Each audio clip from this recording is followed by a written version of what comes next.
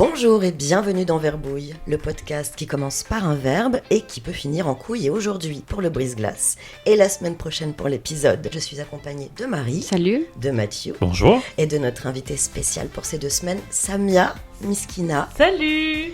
Aussi Samia Bazille. Exactement, qui est mon vrai nom. Exactement. Merci à toi d'avoir accepté notre invitation.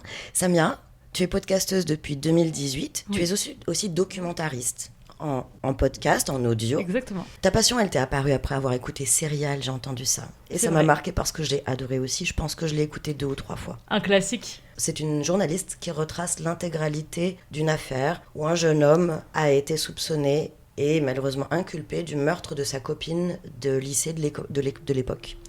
Et ils font témoigner des tas de gens. Voilà, ils reviennent sur l'affaire. Ils reviennent sur l'affaire, on réentend des bandes des plaidoiries au tribunal, enfin c'est incroyable. Et ils ont réussi à faire rouvrir en plus ah oui l'affaire. Ouais, il a été innocenté. Hein. Ah, mais ça a vraiment poussé son affaire à être réouverte. Le succès du podcast. Ouais. Quelle merveille ce podcast, incroyable. T'as travaillé notamment pour Binge Audio, pour Slate, pour Spotify, toujours sur des documentaires à cette époque, et puis à un moment donné, tu t'es dit, je vais me lancer dans un autre thème. Tu t'es lancé dans l'amour, avec le Love Gang. Oui. Et après le Love Gang, t'as eu envie de changer de thématique à nouveau, parce que je crois que tu l'as fait 3 ans, 3 bonnes années. Exactement, 3 ans et demi. Hein. Et tu t'es dit que tu voulais revenir à une autre de tes amours, la pop culture. Oui, exactement. Et tu as créé Star System. C'est ça. Par lequel je t'ai découverte en réalité, car je suis une découvreuse tardive de plein de choses. Okay. Et j'ai immédiatement écouté, j'ai immédiatement accroché. Moi, ce que j'aime beaucoup dans les épisodes que tu crées, c'est à quel point c'est fouillé. On sent que tu es documenté. Tu as fouillé tout ce que tu pouvais trouver, de manière à ne pas être premièrement biaisé, deuxièmement en manque d'infos, et puis tu invites des gens, donc ça vous permet d'échanger, ça vous permet parfois de rire d'un sujet, ou comme de parler d'aspects plus graves. Oui. Dans les épisodes que tu as sortis, par exemple, il y en a un sur le phénomène Weight Watchers, il y en a un sur le wokisme de Jane Fonda, j'ai beaucoup aimé le titre, et là récemment tu as sorti un épisode sur la mort du disco. Tout à fait. Alors Samia, dans Verbouille, on aime bien faire un petit cadeau à nos invités. Ok. Et c'est un petit clin d'œil que je te donne immédiatement. Waouh, trop hâte. Et dans Verbouille, on n'emballe pas les cadeaux. Et celui-ci, il a été ouvert car j'ai fait une compilation de cadeaux. Waouh, alors qu'est-ce que c'est ? Unboxing. Je sais pas si j'ai déjà fait des unboxings. Waouh, Matthew Perry, évidemment. Ah, mais incroyable. Parce qu'en plus, il est sur ma liste. Hein. Ah. Donc, ça, évidemment, son autobiographie. Alors, tu vas rire, mais je l'ai acheté il y a une semaine. Oui, moi, je l'ai déjà pensé. Hein. Ouais, tu l'as déjà lu ? Oui. Moi, j'ai écouté déjà 45 podcasts dessus. Donc, je sais déjà tout le contenu du livre. Mais là, j'ai à peine commencé à le lire. Mais merci. De rien. J'adore. Et tu sais quoi, tu le revendras, t'en achèteras un autre. C'est quoi ? Cool. Vraiment. Alors, c'est Lena. Pardon, j'ai même pas dit ce que c'était. C'est Lena Dunham, ses mémoires, les deuxièmes d'ailleurs, parce qu'elle a écrit déjà un livre à l'époque, qui s'appelle donc Fame Sick, où elle revient sur les années Girls, les années post-série Girls. Donc évidemment, c'est la showrunner de la série Girls. Et, okay. Apparemment, bon, il a eu quand même des moments très sombres où elle a un peu plongé dans la drogue, etc. Enfin, toi, tu sais maintenant, Matthew. Oui, c'est sans plonger pas plonger dans la drogue dans le sens street. Ouais. C'est plonger dans la drogue parce qu'elle a été malade et qu'elle a fini accro à des médicaments qui lui ont été prescrits. Ouais, c'est ça. Et du coup, oui, il a dû faire des cures, des désintox, etc. Et enfin, ce qui est intéressant, c'est qu'il y a dans Girls que je re-regarde maintenant, en vue de tout ce que j'ai appris. En fait, il y a beaucoup de remises en situation des choses qui lui sont arrivées. Du coup, dans Girls, il y a un personnage qui va effectivement en désintox et qui découvre un tas de personnages là et qui finit par avoir des espèces d'amitié un peu toxiques, qui est en effet un reflet de sa vraie vie. Mais en fait, c'est ça, Lena Dunham a beaucoup écrit sur sa vie, notamment dans Girls, mais même par la suite, elle a beaucoup publié d'essais sur sa vie. Et son travail est... Enfin, c'est pour ça, moi qui me passionne pour la vie des célébrités, là, pour le coup, c'est quelqu'un pour qui ça éclaire vraiment les œuvres, je trouve, de s'intéresser à sa vie. Et donc, j'ai entendu, en tout cas, que du bien de ce livre. Et en vrai, cette édition est meilleure que la mienne parce que c'est une hardcover. Moi, c'est un livre, de poche. Moins mou, quoi. Non, paperback. Non, pas poche, parce qu'il vient vraiment de sortir. Mais c'est paperback, donc il est beaucoup plus mou et moins sympa, en tout cas, qu'un beau livre comme ça. Et j'étais juste allée dans la librairie Smith & Son, et c'était tout ce qu'ils avaient, alors que je voulais cette version-là, donc je suis trop contente. Super. Et voilà. Écoute, merci. Ça nous fait plaisir, et merci c'est aussi une façon de commander des épisodes. Est-ce que vous avez un souvenir marquant de parc d'attractions? Mauvais ou excellent? Marquant. Moi, c'est toute mon enfance. J'ai grandi en Seine-et-Marne, donc... T'as grandi où, en Seine-et-Marne? Alors, j'ai grandi à Lézigny et après à Ozoir-la-Ferrière. Ok, parce que moi, j'étais à Fontainebleau. Ah, à Fontainebleau. Mon père était à Fontainebleau en ce moment. Ok. Mais du coup, Disney était pas loin. Nous, on y allait une fois par an au minimum. Après, un souvenir marquant à Disney, non, c'était... Du coup, non, moi, j'ai pas... Moi, j'allais beaucoup à Disney aussi. Et non, si moi, c'était Astérix, le parc Astérix, où j'avais fait des montagnes russes, c'était le tonnerre de Zeus. Ouais. Et moi, j'adorais ça. J'adorais Space Mountain et tout, mais le tonnerre de Zeus, c'était trop pour moi. J'ai pas une anecdote folle à raconter, juste ça m'a traumatisée. Vraiment. Enfin, ouais, il est chaud celui-là. En plus, t'es pas j'ai l'impression... Enfin, je crois que je l'ai fait il y a 2 ans. Ah ouais. T'es pas bien attaché. C'est juste une barre au niveau de ton abdomen, je crois. Je me rappelle pas, j'étais petite. Hein. T'es baladée. J'étais petite. Hein. Mais quand on sait que de toute façon, on va faire des loopings, on n'a jamais l'impression d'être assez bien attaché, quoi. Parce que même si c'est les espèces de gros harnais là énormes qu'on nous clipse sur le bide en nous faisant mal au moment du clips, mais après tu sais le truc se réécarte alors qu'il est déjà bloqué. Et là en général tu te dis mais qu'est-ce qui s'est passé, c'est beaucoup trop large. Non, ça c'est vraiment très stressant, mais je pense que maintenant je suis beaucoup plus stressée dans la vie. Avant je pouvais être vraiment casse-cou quand j'étais plus jeune et maintenant j'ai une aversion au risque, mais je pense que c'est lié à l'âge adulte tout simplement. On a conscience du fait qu'on est vulnérable et qu'on peut mourir. Voilà. Bon, si possible pas dans un parc d'attractions, mais Et vous? Vas-y, mon expérience avec est extrêmement limitée par le fait que je ne suis jamais allé dans un parc d'attractions. Non, c'est pas vrai. J'avais fait une anecdote de fou, par contre. Avant? Comment ça se fait? Je sais pas. Je vais pas non plus chercher l'adrénaline comme ça. C'est pas forcément mon envie. Ah ouais? T'as grandi où? En Irlande. Il y en a, pour autant. Mais du coup, c'est plutôt les trucs du gitan, tu vois, c'est les montagnes russes montées par des gens qui n'ont pas de diplôme en ingénierie, donc je me sens moyennement sécurisé. Je comprends. Donc voilà, on n'y vit pas, j'ai envie de vivre. Et moi, personnellement, enfant, j'avais toujours envie de vivre à cet âge-là. C'est pas juste à l'âge adulte que je l'ai découvert. J'ai toujours envie de vivre. Cette envie d'avoir un cœur qui bat.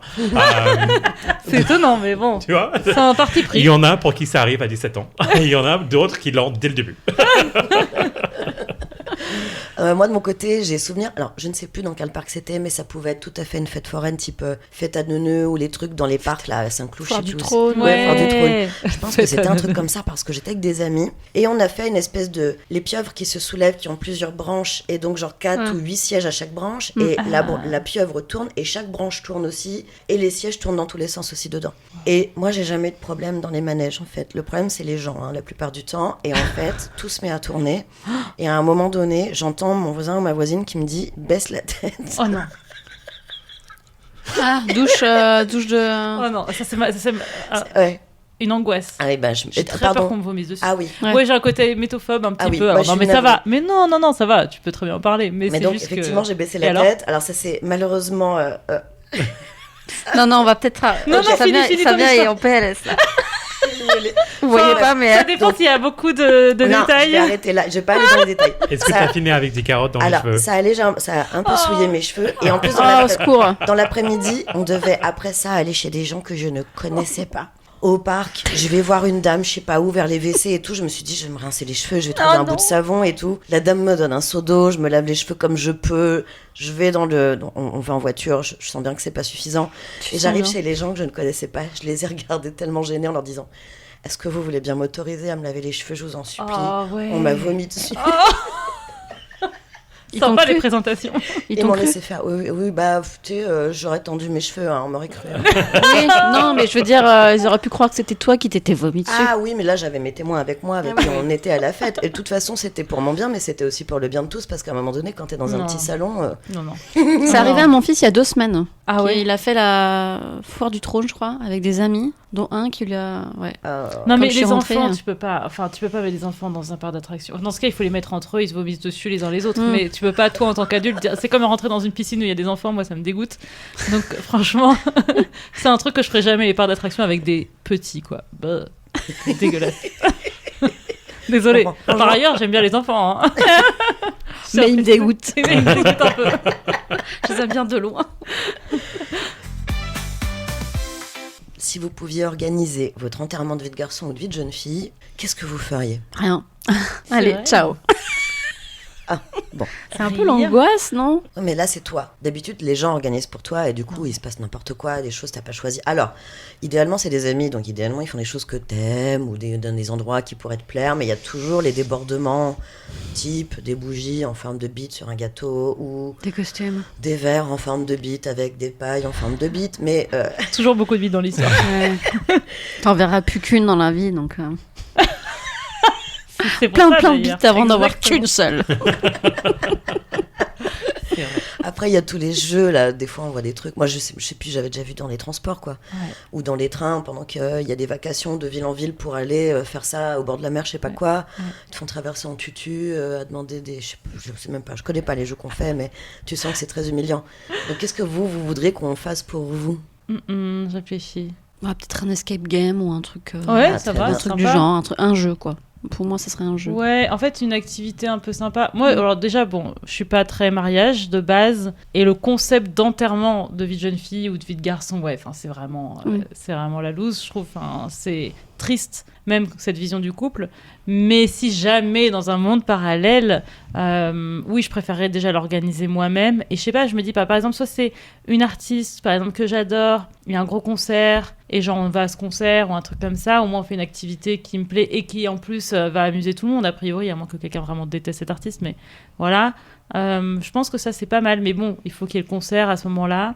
Après, l'enterrement de vie de jeune fille, on n'est pas obligé de le faire genre 2 jours avant le mariage aussi. On peut très bien s'adapter. Je sais pas comment font les Américains pour faire ça la veille et être claqués le lendemain. Ça la veille, ouais. Alors par contre, les Américains... cette idée, ouais, je pense, ouais.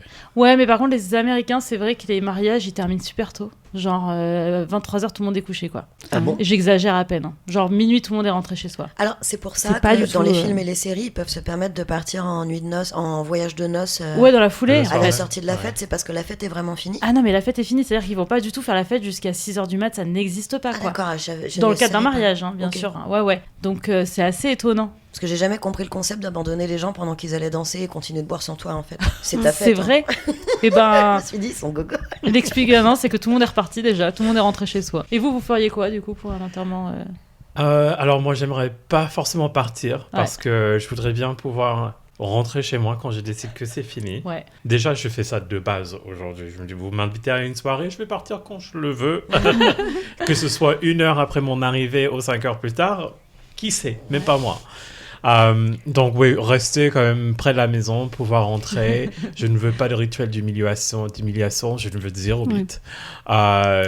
Non, parce que je ne compte pas que si je me marie un jour, ce sera tout en me disant que il y a bon 50% de chance que je vais voir d'autres bites après. Hein.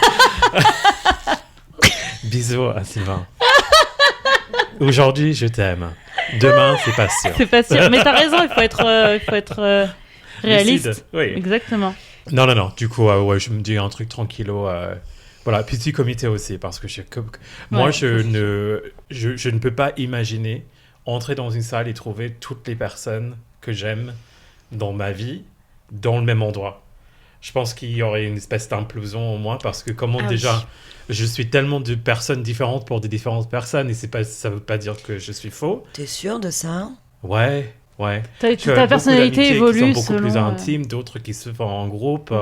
Voilà, tu es censé être qui quand tout le monde qui t'a suivi dans toute ta vie est autour de toi. Ouais, mais crois-tu vraiment que tous ces gens avec qui tu es peut-être principalement un type de personne ne savent pas au fond d'eux qui tu es et quels sont tes multiples aspects? Oui, mais donc personne ne serait choqué de te voir naviguer.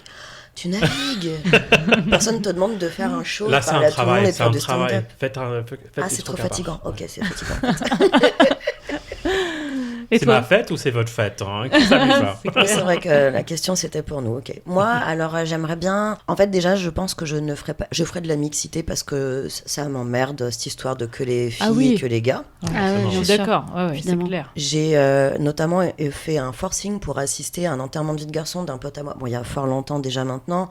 En plus, je savais qu'ils allaient faire venir une stripteaseuse. Moi, j'en avais jamais vu. Je trouvais ça marrant. Je me disais mais je voudrais venir. Faites-moi venir quoi. Ils m'ont permis de venir, mais un peu plus tard. Donc là, j'ai vu les photos après de toute façon. Donc le truc était déjà passé. Et sinon, une fois on en a fait un, et ça j'ai trouvé que c'était une bonne idée, où on a fait un voyage surprise pour la personne. Donc on l'a enlevé entre guillemets avec la complicité de sa femme, hein. Elle savait ce qu'allait se passer, elle ne venait pas, mais on partait donc un groupe mixte à Las Vegas, et ça c'était vraiment génial. Ah oui, d'accord. Après Bon, Las Vegas, c'est pas ma destination de prédilection, mais pour cet événement, c'était rigolo de se dire, pour un enterrement de vie de garçon, on est parti à Vegas, on a fait du casino, on a visité des trucs, c'était super. On s'est torché la gueule aussi. Et ouais, je pense qu'un voyage, alors pas forcément très loin, ça peut être, je sais pas, ça pourrait être Etretat, Dieppe, ou j'en sais rien. J'adore Dieppe. Non, mais j'en sais rien. Il n'y a pas forcément d'aller dans un endroit fancy. Un petit cottage Airbnb. Tout le monde peut pas se le payer non plus, en fait, c'est ça. Hein. Moi, c'est sûr que idéalement, en plus, souvent, on s'attend à ce que le futur marié ou la future mariée ne paye pas. Donc, c'est une charge en plus. Moi, ça me paraît quand même compliqué. Donc, je partirai jamais du principe que les gens peuvent partir. Mais même pour un mariage, il y a un truc aussi de partir parfois même dans un pays qui concerne aucun des deux mariés. Genre, tu pars en Grèce parce que c'est sympa, ça veut dire que tous tes invités doivent acheter des billets, séjourner sur place. C'est une super façon de faire le tri si t'as envie d'avoir un truc petit et intime. Ouais, ou alors que des gens riches qui veulent vraiment venir viendront. Pauvres, ouais, c'est ça. Ouais, ça exclut plutôt les pauvres. Parce que tu peux être très proche de quelqu'un et ne pas avoir l'argent. Enfin, oui. Moi, si tu décides de faire ça en Grèce, je t'aime beaucoup, mais. Ouais. Ça dépend combien de temps. Si je te dis que c'est pendant 10 ans, ça fait 1 euro par semaine d'économie, Marie. T'as pas 1 euro par semaine d'amour pour moi? Je suis pas toute seule. Ça veut dire que je viens toute seule. Dans 10 ans? Bon, alors c'est. Vous êtes 5? C'est 5 euros par jour. C'est beaucoup ça. D'ici là. C'est clair. Alors, cette question est un petit peu particulière et compliquée à dire.